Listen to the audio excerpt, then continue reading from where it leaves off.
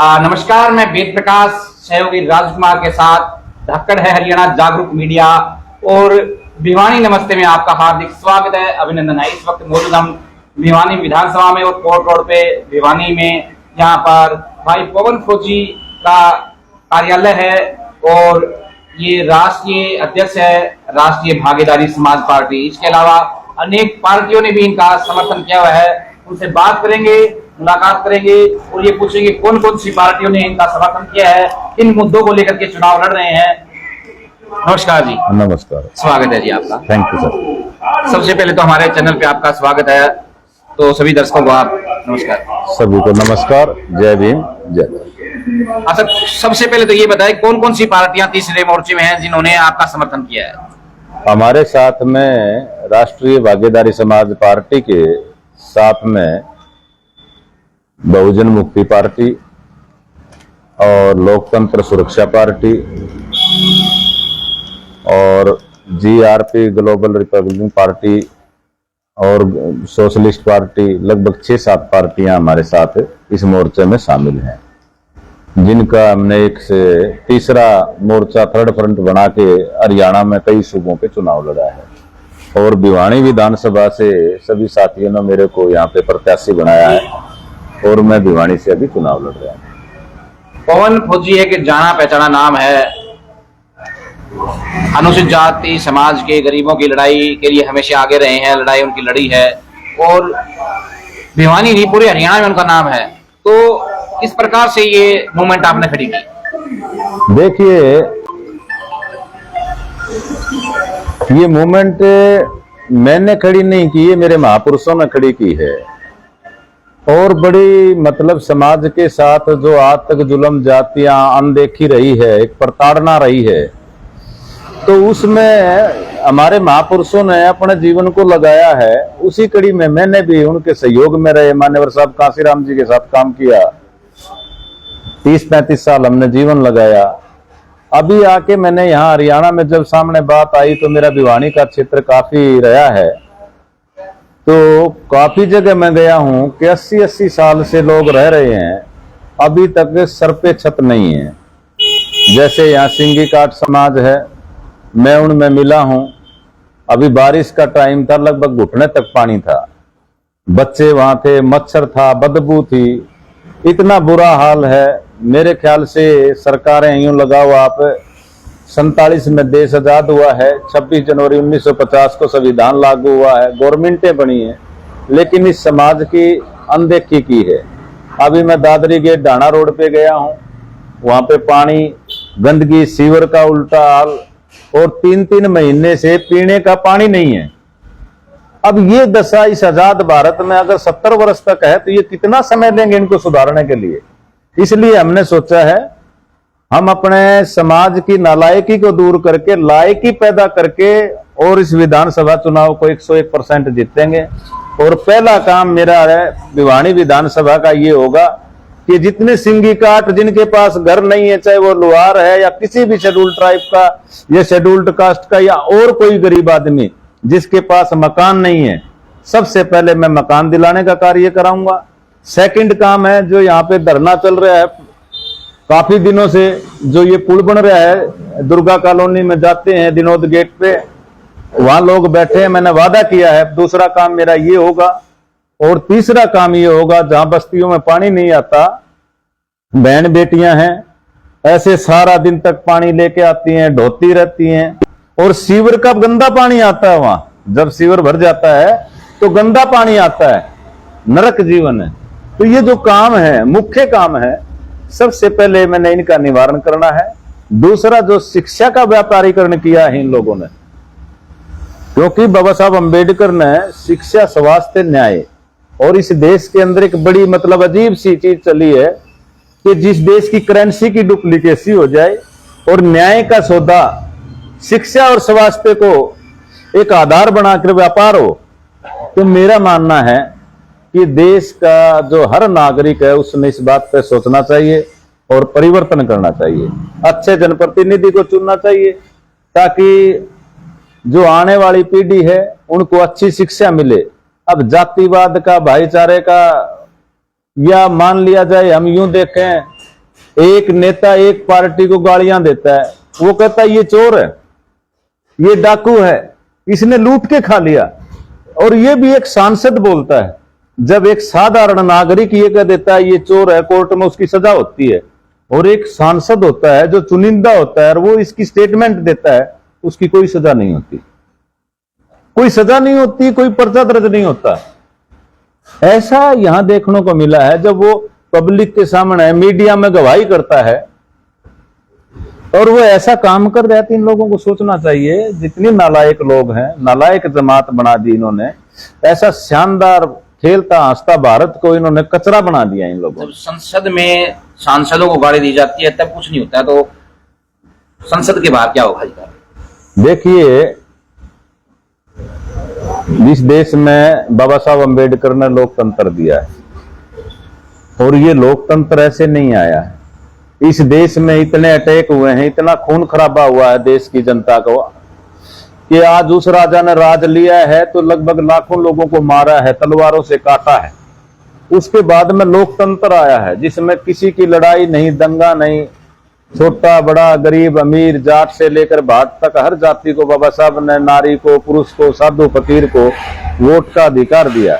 और वोट का अधिकार दे करके उन्होंने ये कहा कि लायक लोगों को चुन के आप विधानसभा में और लोकसभा में भेजो। अगर नालायक लोगों को चुन के वहां भेजोगे तो गालियां मिलेंगी, जूते मिलेंगे, लात गुस्से मिलेंगे, वहां शिक्षा और स्वास्थ्य न्याय की बात तो मिलेगी नहीं ना। ये तो जनता ने सोचना है हम कैसे आदमी को चुने, किस आदमी को वोट दें। बाबा साहब ने हर व्यक्ति को, हर महिला को वोट का अधिकार दिया, लेकिन आज आम नागरिक भी उनको नहीं मानता है, ना उनकी मानता है। हर जगह उनकी प्रतिमाओं का अनादर किया जाता है। क्या कहेंगे? देखिए, बड़ी विडंबना है। अगर आज नारी आजाद है, सबसे पहले सती प्रथा थी, जलाते थे औरतों को। पति मर जाता था तो जलाते थे औरतों को। लीगली कानूनन अगर राइट दिया है तो डॉक्टर अंबेडकर ने दिया है। मैं आपको बताता हूं, कल मैं एडवोकेट से मिल रहा था चैम्बरों में, तो कुछ एडवोकेट्स बैठे थे, उन्होंने बाबा साहब का फोटो देख के मजाक किया। मुझे बड़ा बुरा लगा।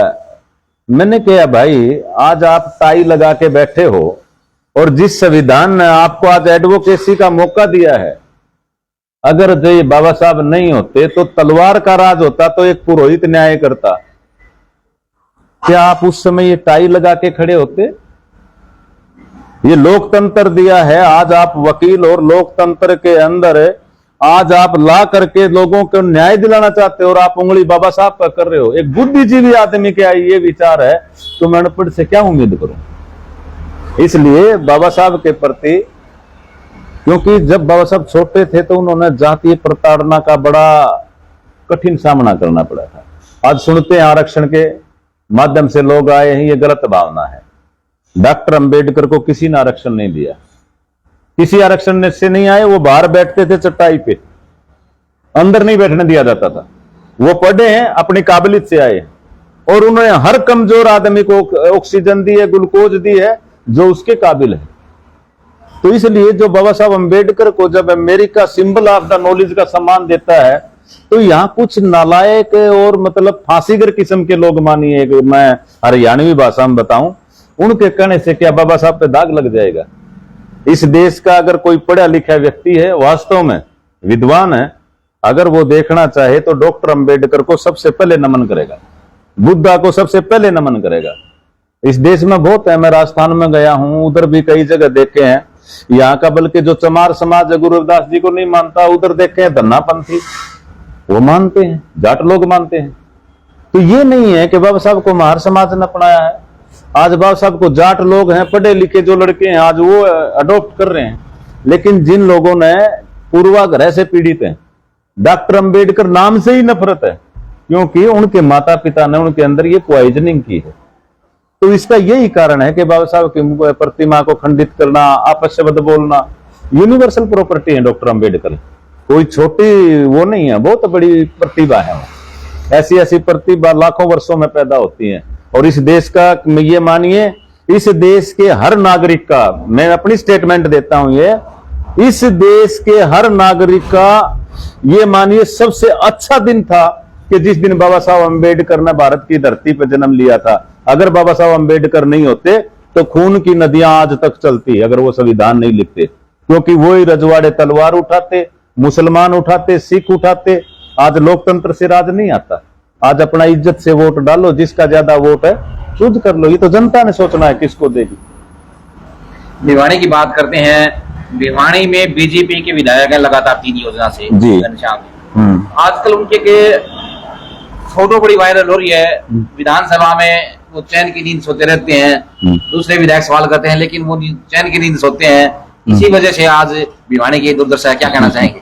देखिए, उनका समाज जागा हुआ है इसलिए सो गए, और मेरा समाज सोया हुआ है इसलिए हमने जागना पड़ता है। हम है तो जनता ने कुछ सोच के दिया होगा। और मौका देने वालों से जब मैं ये पूछता हूं कि भाई 3 बार दिया है, 4थी बार फिर फाइट में है, तो ये तो घनश्याम जी की तो कमजोरी नहीं है, ये तो लोगों की कमजोरी है। अगर वो लायक है तो उसको चुनो, और उसके बाद फिर उसका मतलब लायकी का इम्तिहान होता है 5 साल में, फिर चुन लेते हैं। फिर होता है तो फिर चुन लेते हैं। ये तो लोग नालायक हों या मैं नालायक हूं या वो नालायक हैं, ये तो जनता ने पता है। मैं कुछ नहीं कहूंगा इस बात पे। इतनी पार्टियों द्वारा आपको समर्थन दिया गया है और बड़ा जबरदस्त अब की बार मौका है, क्योंकि कुछ पार्टियां हैं चुनाव भी नहीं लड़ रही है अब की बार, तो उनका वोट भी मिलने के अंदेशा, क्या कहेंगे? देखिए, मैं अपने समाज से एक अपील करता हूं कि साथियों, हर वर्ग हर जाति के अंदर जातीय आधार पर समीकरण पे चुनाव होता है, वोट पड़ता है। लेकिन मैं इस चीज को, मैं समाज से एक बात कहता हूं, पहले अपने अंदर भाई नालायकी को दूर करो, लायकी पैदा करो। और अगर इस चुनाव में हमें मौका मिलता है, और 101% बात यह है कि समाज अगर बात इसको मानता है और भिवानी की जनता स्वीकार करती है, तब की बार इस सीट को हम जीतेंगे और कोई नहीं जीत सकता। क्योंकि यहाँ का जितना गरीब आदमी है, मैं उनके दिल तक गया हूँ। 30-35 साल उनके बीच में रह के लड़ाई लड़ी है, ऐसे ऐसे लड़े हैं। कहीं जातीय आधार पर प्रताड़ित किया गया है, कहीं पर माँ बहनों के साथ रेप हुए हैं, कहीं पर कॉलेज स्कूल में बच्चों को पीटा गया है, कहीं कर्मचारियों को पीटा गया है, कहीं भट्ठा मजदूरों को मैंने छुटाया है। और यहाँ तक नहीं कि पॉलिटिकल बड़े बड़े लीडरों ने भी समाज को गालियां दी हैं। 2 अप्रैल 2018 के लगभग मेरे समाज के 1115 बच्चे जेलों में 3 महीने से सड़ रहे थे। उस समय भी मतलब कोई आदमी सामने नहीं आया, किसी भी पार्टी का नहीं आया, ना CPIM का आया, ना कांग्रेस का आया, ना बीजेपी का आया। कोई छुटाने नहीं आया, कोई स्टेटमेंट नहीं आया। ऐसे ऐसे बच्चे, छोटे छोटे बच्चे थे, वो जेलों में पड़े, मजदूरियां कर रहे हैं, और घर में 3-3 बहनें हैं, खाने का खाना नहीं है। जिनके घरों में गए तो आंखों में पानी आया। ऐसी मतलब सरकार ने गंभीर धाराएं लगाई हैं उनके। हमने लगभग 3-4 महीने संघर्ष किया, उन बच्चों को आजाद कराया, छुटाया। तो आज समाज को ये सोचना चाहिए कि सही दिशा में, सही मायने में आपका रक्षक कौन है और किन लोगों के साथ इस समाज का भला है, क्या करना चाहिए। तो समाज से मेरी एक अपील है, साथियों, हर जो 5 साल में चुनाव आता है तो लालच में जो आपकी बुद्धि निकाली जाती है, क्योंकि लालची लोगों का ठग राजा बनता है। और जहां ठग पैदा हो जाता है ना, वो शिक्षा का, स्वास्थ्य का और न्याय का, जो लोकतंत्र के मूल आधार है, उनका व्यापार करता है, जो लोकतंत्र के लिए भी और देश के लिए भी खतरा है, बहुत बड़ा खतरा है। और खासकर जो दबा कुचला गरीब समाज है, उसके लिए तो ये सोचो वो विष है, जहर है।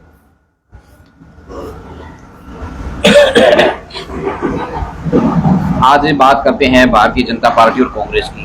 दोनों पार्टियों में विद्रोह के सुर हैं और उन पार्टियों के नेता निर्दलीय चुनाव मैदान में है, बीजेपी से भी है, कांग्रेस से भी है। तो उसका कितना फायदा मिल पाएगा? मेरे को उनके फायदे नुकसान से कोई मतलब नहीं। मुझे मेरे समाज से अपील करनी है, मेरे भिवानी की जनता से अपील करनी है। देखिए, इन जो ये लोग तमाशा करते हैं उसमें आप ना जाएं। मैं आपको एक आश्वासन दिलाता हूं भिवानी की जनता को, अगर आप मुझे विधायक चुनते हैं तो मैं आपके लिए आज तक भिवानी के इतिहास में सबसे अच्छा विधायक होने का सबूत दे सकता हूं। मुझे अगर आप मौका देते हैं तो मैं अपनी लायकी को सिद्ध करूंगा। मैं मेरी जिम्मेवारी को बखूबी निभाऊंगा। पहले आप अपनी जिम्मेवारी निभाओ, उसके बाद मैं मेरा काम ईमानदारी से करूंगा, मुझे इन लोगों से कोई मतलब नहीं है, वो इधर जाए या उधर जाए। ये तो वो लोग देखते हैं जिनका अपना दिमाग नहीं होता, और आज जनता समझदार है, उन्होंने ये देखना चाहिए, इनको उधर भी दौड़ने दो। अब एक जैसे हम देखते हैं कूड़ा कचरा डालते हैं, हवा आती है, वो उधर की हवा तो उधर गया, उधर की हवा है तो इधर गया। तो ये जनता है, कोई कूड़ा कचरा तो है नहीं, दिमाग रखती है, तो जनता ऐसे लोगों को नहीं देखेगी। अब परिवर्तन चाहते हैं लोग। मेरे काफी फौजी भाई भी मेरे साथ जुड़े हैं, काफी बाहर से भी संदेश आते हैं। और रही बात जो दबा कुचला समाज है, उनके दुख दर्द में अगर आप बैठोगे, मेरा मतलब मन दुखी होता है। सच्चाई बताता हूं कि देश की आजादी के बाद देश का निर्माण करने वाले लोग हैं। भवन है, रेल है, जहाज है, सुई से लेकर हवाई जहाज तक, ये देखिए सब कुछ जो बनाता है लेबर क्लास बनाता है, यहाँ का इंजीनियर बनाता है। हाँ, उस आदमी के साथ इतना मतलब अपमानित करके जिंदा रखा है कि आप कल्पना नहीं कर सकते। आपका चुनाव चिन्ह है सबसे भारी है रोड रोलर, कितना भारी होगा सर? ये तो जनता ने देखना है भाई, ठीक है ना। भारी तो काफी है, और चलाना भी जनता ने है। ये भ्रष्टाचार को कुचलने का काम करेगा, भ्रष्टाचार को कुचलने का काम काम करेगा। देखिए, मेरा विधायक बनने के बाद सबसे पहला काम, मेरे 3 काम है, और वो तीनों अध्यादेश मेरे यूं मान के चलिए, तीनों के लिए मैं एक ही दिन तीनों का मेरी तरफ से। सबसे पहले जो बेघर लोग हैं भिवानी के अंदर जितने हैं, चाहे वो लोहार हैं, सिंगी काट हैं, चाहे सैंसी हो, बावरी हो, कोई भी कास्ट का है, जो बिना घर से 80 साल पड़े, एक तो उनका मकान, दूसरा जिन लोगों के घर में पानी नहीं जा रहा पानी, तीसरा जो ये पुल के लिए बैठे हैं भिवानी के, जो दिनोद गेट पे रेलवे पुल का निर्माण रुका हुआ है, तीसरा ये काम। तीनों काम करने के बाद मैं आगे का काम शुरू करूंगा। बहुत बहुत धन्यवाद। Thank you sir. तो ये थे आपके साथ पवन फौजी जी, जो अनेक पार्टियों का समर्थन हासिल है, और उनका जो चुनाव चिन्ह है बड़ा भारी भरकम है। लेकिन देखना ये है क्या इनका जो भारी भरकम चुनाव चिन्ह है, ये भ्रष्टाचार को रोलते हुए गाड़ी को पार ले जाएगा या नहीं। धन्यवाद, नमस्कार। मैं वेद प्रकाश सहयोगी के साथ कमेंट सेक्शन में अपनी राय जरूर दें। धन्यवाद। ठीक है, थैंक यू।